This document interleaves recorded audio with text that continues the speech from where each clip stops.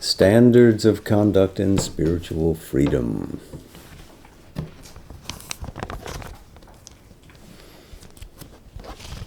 We're a bit into the chapter now, written in May or June of 1915, and then rewritten in 1932 or so, and then again touched upon in the 1940s, early 1940s. At this point, Sri Aurobindo has not started writing his material on social philosophy in the Arya when he first takes this up.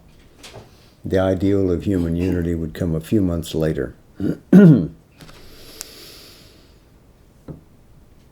But we do have here some revisions in what he wrote back in 1915, so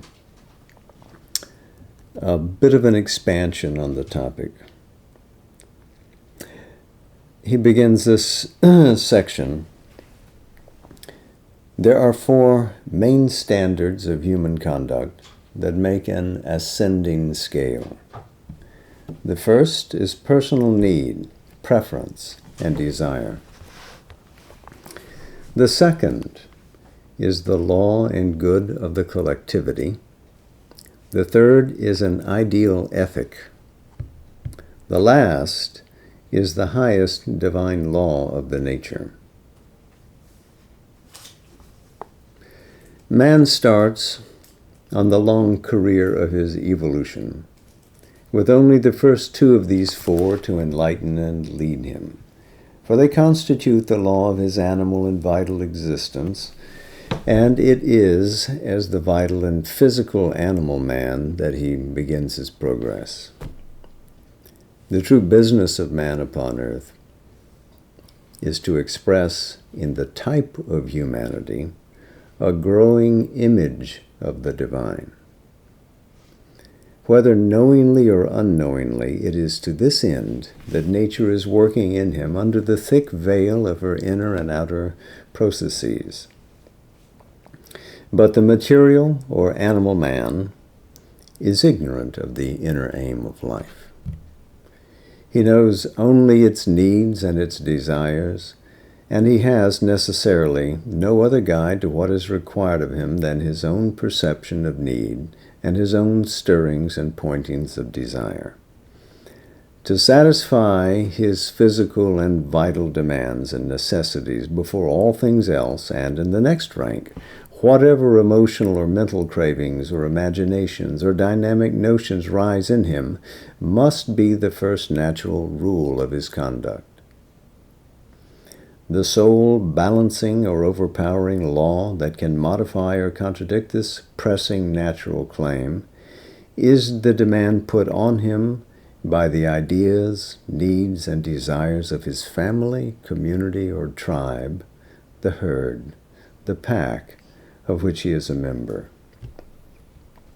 So that classic antinomy in sociology between the individual and the collectivity, the person and the village. And you can see how easily this is platted over his general idea of evolution, that the physical and the vital appertains to the early organization of human life. But then, as one develops, an ethic arises. As mentality progresses, intellectuality begins to impose its own order, its own pursuit and perception of truth. But Sri Aurobindo has already suggested that there is a divine law, a different dharma, not the dharma that is mind-born, imposing itself on the antinomy of individual and collectivity, but something else that should guide and rule. So he continues, if man could live to himself, and this he could only do if the development of the individual were the sole object of the divine in the world, this second law would not at all need to come into operation. But all existence proceeds by the mutual action and reaction of the whole and the parts, the need for each other of the constituents and the thing constituted, the interdependence of the group and the individuals of the group. In the language of Indian philosophy, the divine manifests himself always in the double form of the separative and the collective being, vyashti, samashti. And it means that literally, individuality and collectivity.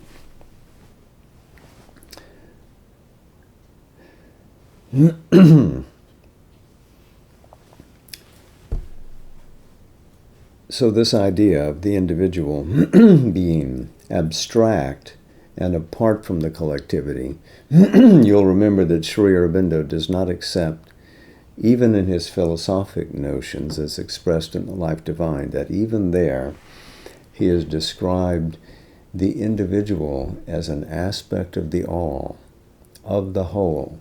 If there is a divine person, this divine person is not abstracted from the all either, but constitutes the all within itself.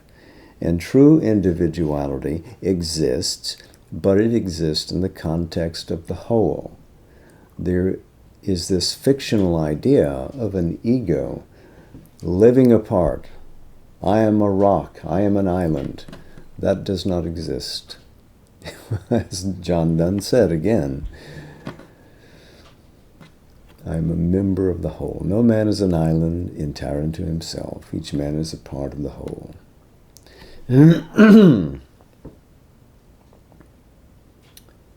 This idea that the individual must live interdependently with larger society is also part of Immanuel Kant's philosophy, that he recognizes that there is the unsociable sociableness of the human. He wants to be by himself. His ego, his desires, make him want to fend for himself, but he is propelled, compelled into contact with a larger social context and must deal with it, whether he wants to or no. So Sri Aurobindo is writing in this larger context of social philosophy. Man, pressing after the growth of his separate individuality and its fullness and freedom, is unable to satisfy even his own personal needs and desires, except in conjunction with other men. He is a whole in himself, and yet incomplete without others. This obligation englobes his personal law of conduct in a group law, which arises from the formation of a lasting group entity with a collective mind and life of its own, to which his own embodied mind and life are subordinated as a transitory unit. And yet, there is something in him, immortal and free, not bound to this group body, which outlasts his own embodied existence, but cannot outlast or claim to chain by its law his eternal spirit. So that's true. There's something in the individual which can always reclaim its transcendent nature. But what Sri Aurobindo does not introduce here when he talks about the group mind and the group life or the group body is the possibility of a group soul, of a larger collective unity. Of course, he writes about it towards the end of the Life Divine, beautifully, in a way that compels you to want to try to live such a life, that justifies the idea of an ashram, which would bring that into being, so that the awakened individual would know his soul and live more from the soul than from the ego and from desire patterns, and would also help through his or her personal realization the formation of a group soul, which would then, in a sense, sustain and carry all members forward. There would be a sense of commonality, of oneness, of a shared felicity that otherwise would be absent from human life. You see the other and you recognize kinship. You recognize solidarity. You don't have to seek for it. The intrapsychic question does not rise. You are part of each other's inner being, you see. So this is the idea that actuates an ashram as it comes into fleshly being, into vital being, becomes aware of itself in the mind, but then pushes into the soul frontier. This is the thing, you see, that's coincident to the transformation of humanity, when we have not only an awakened individual, but an awakened group life, living not only from the soul, personally having found the divine here, but having found the divine all in a particular group. And then as it looks out, it stretches boundlessly everywhere. It sees only the oneness of nature, no division, just a single truth. In the all, as in the one who looks from the personal perspective.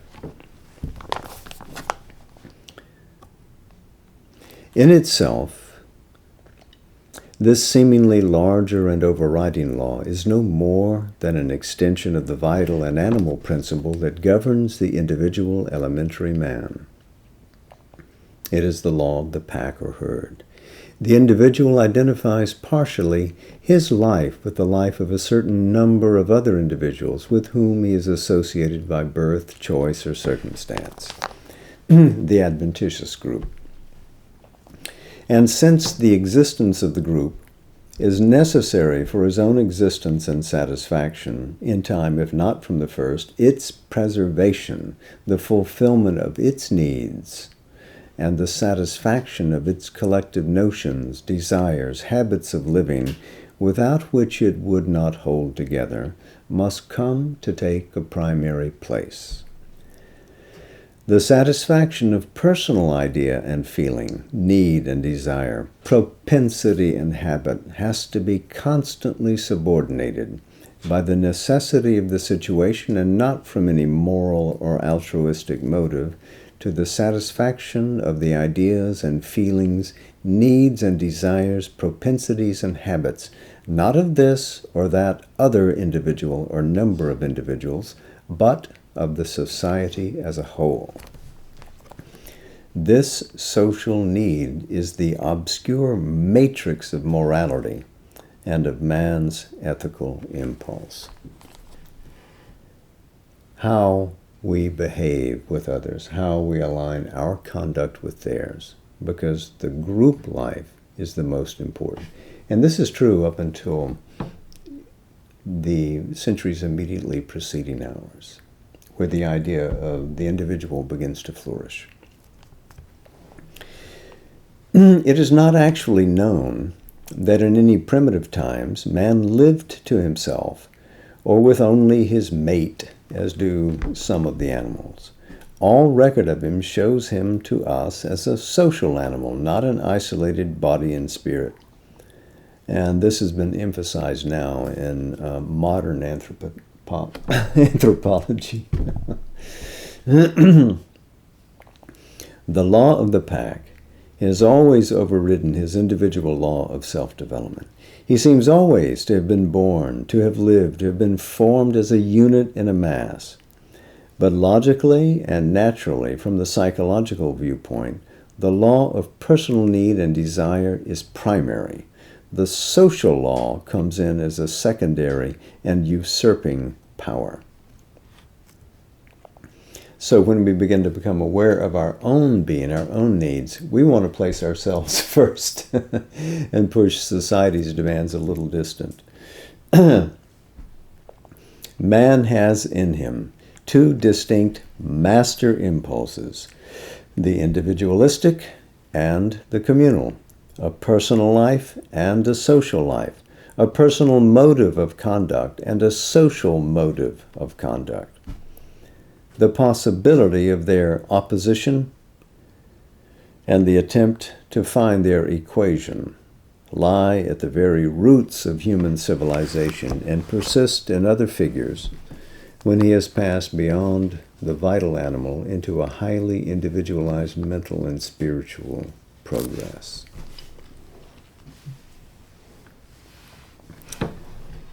So you can recall the context of his political work a decade or so before he begins writing this, and how he strove to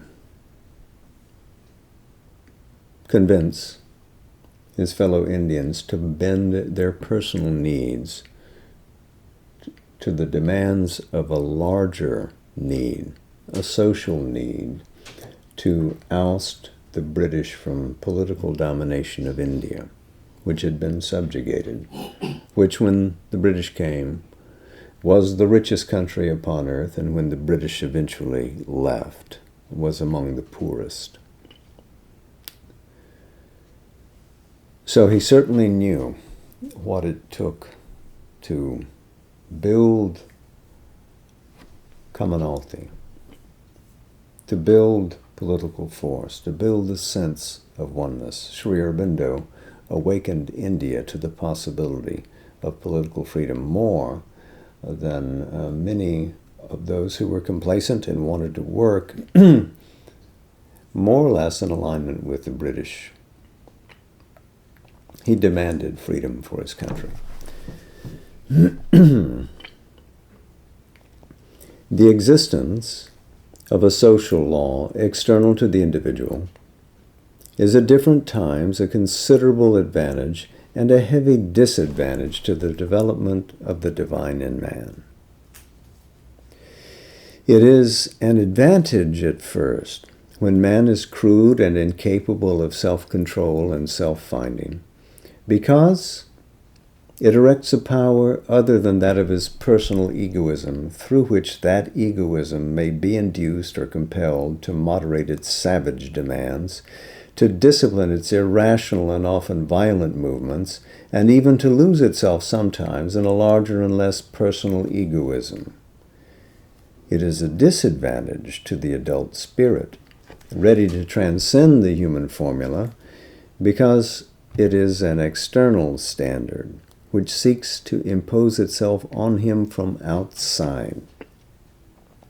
And the condition of his perfection is that he shall grow from within and in an increasing freedom, not by the suppression, but by the transcendence of his perfected individuality, not any longer by a law imposed on him that trains and disciplines his members, but by the soul from within breaking through all previous forms to possess with its light and transmute his members. So, a beautiful passage, and of course it is directly applicable to the individual living in the ashram life. But it also recalls something that we meet in the next paragraph as well, something that M.P. Pandit summarized when looking at Sri Aurobindo's social philosophy. He noted that the French Revolution failed because while it imparted individual liberty, individual freedom, it denied equality. The Bolshevik Revolution failed because while it provided equality, it denied liberty. It is only when the third element, fraternity, emerges that we can balance the need, the demand of the individual with the need, the demand of society. Liberty, equality, fraternity, that soulhood that unites us all, must become part of the human picture. And towards that, humanity is evolving. We'll turn the page and we'll go into this next section as well. I think Sri Aurobindo essayed that idea in more than one place, but you can find it in an early article that he wrote back in the 1890s. I think it was in the 1890s, called Epistles from Abroad. In the conflict of the claims of society with the claims of the individual, two ideal and absolute solutions confront one another. There is the demand of the group that the individual should subordinate himself more or less completely, or even lose his independent existence in the community. The smaller must be immolated or self-offered to the larger unit. He must accept the need of the society as his own need, the desire of the society as his own desire. He must live not for himself, but for the tribe, clan, commune, or nation of which he is a member. The ideal and absolute solution from the individual's standpoint would be a society that existed not for itself, for its all-overriding collective purpose, but for the good of the individual and his fulfillment, for the greater and more perfect life of all its members. Representing as far as possible his best self and helping him to realize it, would respect the freedom of each of its members and maintain itself not by law and force, but by the free and spontaneous consent of its constituent persons. An ideal society of either kind does not exist anywhere, and would be most difficult to create, more difficult still to keep in precarious existence, so long as individual man clings to his egoism as the primary motive of existence. A general, but not complete domination of the society over the individual is the easier way, and it is the system that nature from the first instinctively adopts and keeps in equilibrium by rigorous law, compelling custom, and a careful indoctrination of the still subservient and ill-developed intelligence of the human creature.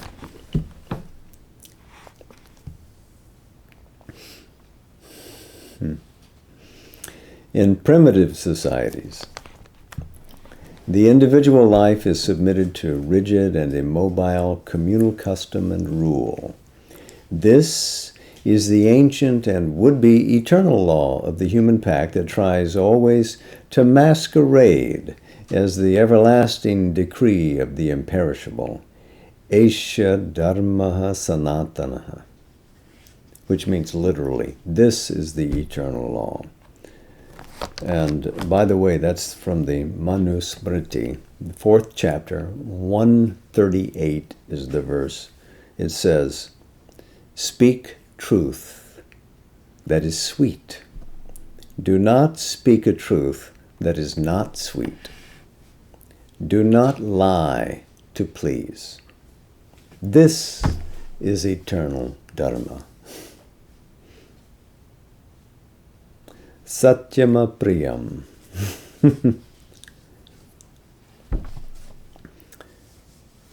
And the ideal is not dead in the human mind. The most recent trend of human progress is to establish an enlarged and sumptuous edition of this ancient turn of collective living towards the enslavement of the human spirit. He refers obviously to communism. And you may remember that I think in his evening talks, that he had made note that it was ironic that he had placed a great deal of superconscient force upon the possibility of the collective ideal coming forward in the midst of the Russian Revolution. well, it didn't take, and as it took its eventual form, it had rather ironic fruit, which he lamented. He had his periods of the collective, and he had his periods of the individual. And frankly, he saw through both. He continues, there is here a serious danger to the integral development of a greater truth upon earth and a greater life. For the desires and free seekings of the individual, however egoistic, however false or perverted they may be in their immediate form, contain in their obscure shell the seed of a development necessary to the whole. His searchings and stumblings have behind them a force that has to be kept and transmuted into the image of the divine ideal. So, just as he sees the divine personhood hiding behind the mask of the human ego, he sees that ultimately we must throw off the ego and reveal the true person inside. Just so here too, what seems to be the demand of the limited individual has behind it an articulating power of the divine consciousness that is reaching for a goal beyond the egoism, beyond the form of the desire, beyond the limitation. So sometimes that individual has to go forward, and sometimes that individual goes forward with the force of a gathered nature, as a Vibhuti, as a Napoleon, who has to strike and smash and pursue a particular grand desire to make a goal on the side of an evolving humanity.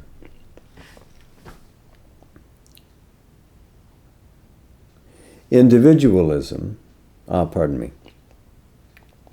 that force needs to be enlightened and trained, but must not be suppressed or harnessed exclusively to society's heavy cartwheels. Individualism is as necessary to the final perfection as the power behind the group spirit. The stifling of the individual may well be the stifling of the God in man. And in the present balance of humanity, there is seldom any real danger of exaggerated individualism breaking up the social integer.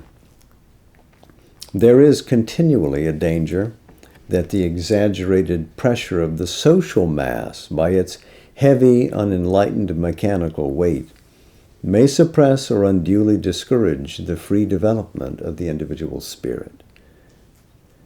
For man in the individual can be more easily enlightened, conscious, open to clear influences.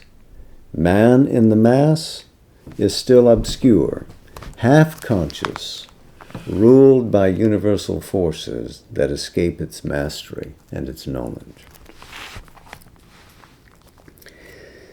Against this danger of suppression and immobilization, nature in the individual reacts.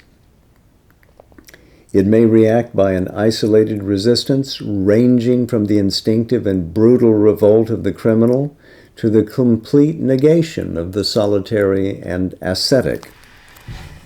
It may react by the assertion of an individualistic trend in the social idea, may impose it on the mass consciousness and establish a compromise between the individual and the social demand.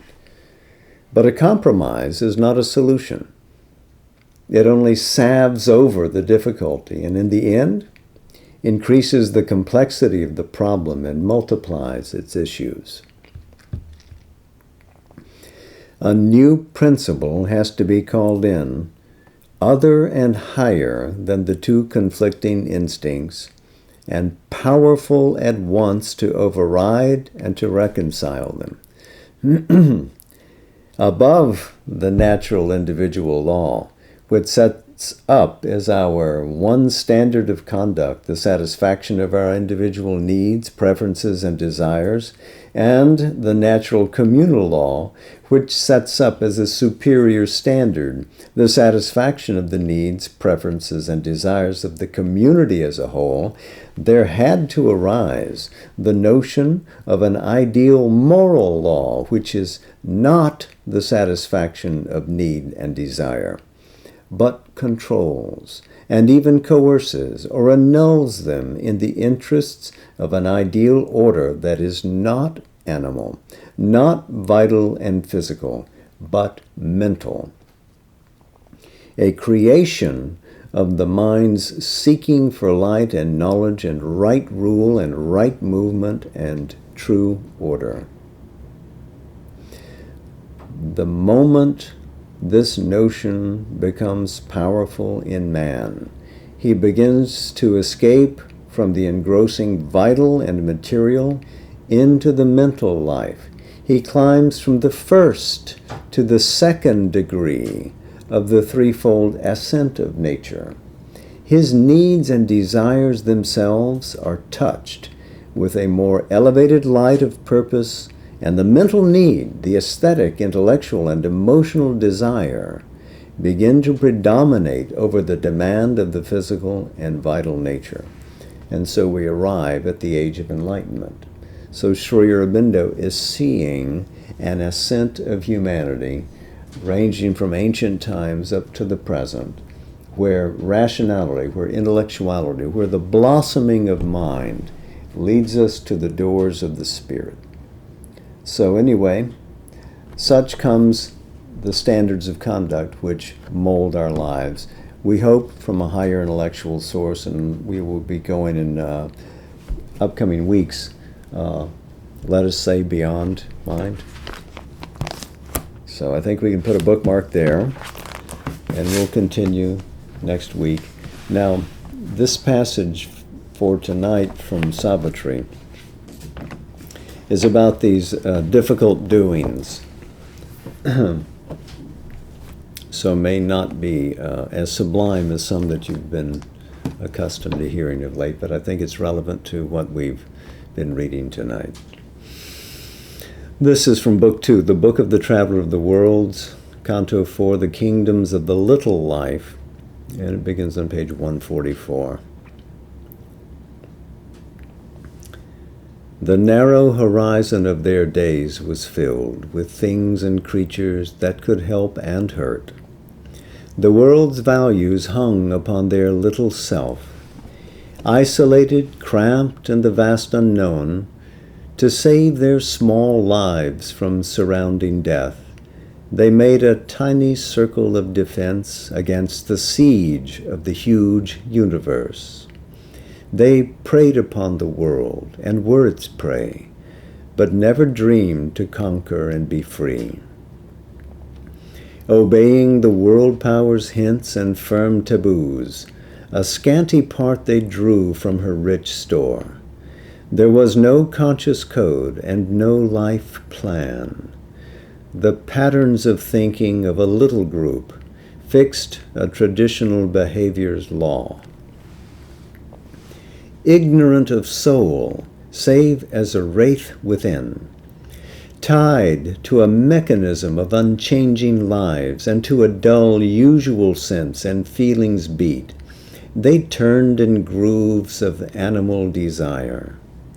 In walls of stone fenced round, they worked and warred, did by abandoned selfishness a small good, or wrought a dreadful wrong and cruel pain on sentient lives, and thought they did no ill. Ardent from the sack of happy, peaceful homes, and gorged with slaughter, plunder, rape, and fire, they made of human selves their helpless prey, a drove of captives led to lifelong woe, or torture a spectacle made and holiday, mocking or thrilled by their torn victims' pangs. Admiring themselves as titans and as gods, proudly they sang their high and glorious deeds and praised their victory and their splendid force. An animal in the instinctive herd, pushed by life impulses, forced by common needs, each in his own kind saw his ego's glass. All served the aim and action of the pack. Those like himself, by blood or custom kin, to him were parts of his life, his adjunct selves, his personal nebulous constituent stars, satellite companions of his solar eye. A master of his life's environment, a leader of a huddled human mass herding for safety on a dangerous earth, he gathered them round him as if minor powers to make a common front against the world, or weakened soul on an indifferent earth as a fortress for his undefended heart, or else to heal his body's loneliness. In others than his kind he sensed a foe, an alien unlike force to shun and fear, a stranger and adversary to hate and slay. Or he lived as lives the solitary brute. At war with all, he bore his single fate. Absorbed in the present act, the fleeting days, none thought to look beyond the hour's gains, or dreamed to make this earth a fairer world, or felt some touch, divine surprise his heart. The gladness that the fugitive moment gave, the desire grasped, the bliss, the experience won, movement and speed and strength were joy enough, and bodily longing shared, and quarrel and play, and tears and laughter, and the need called love. In war and clasp, these life wants joined the all-life, wrestlings of a divided unity, inflicting mutual grief and happiness, in ignorance of the self forever one.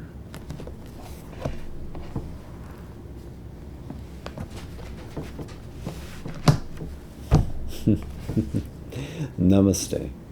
Jai Ma.